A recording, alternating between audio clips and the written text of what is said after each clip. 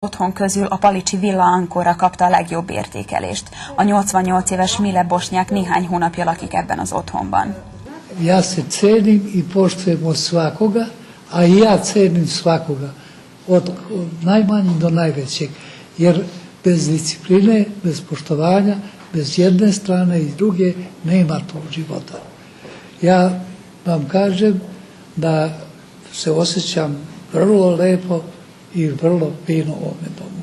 Dubai István részt vett a programban, amellyel felmérték a szerbiai otthonok helyzetét és a lakók jogainak a tiszteletben tartását. Szerinte a legfontosabb, hogy a lakók lelki egészségét ápolják.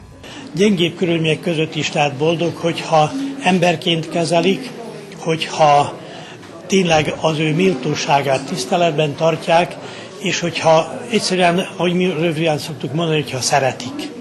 A felmérések szerint a regisztrált otthonokban csak kismértékben tartják tiszteletben a felhasználók jogait, a nem regisztráltakban pedig nem is léteznek ilyen intézkedések. A szociális védelem rendszerébe 2012-ben mintegy 100 065 év feletti tartozott, közülük körülbelül 10 000-en vették igénybe otthonok szolgáltatásait.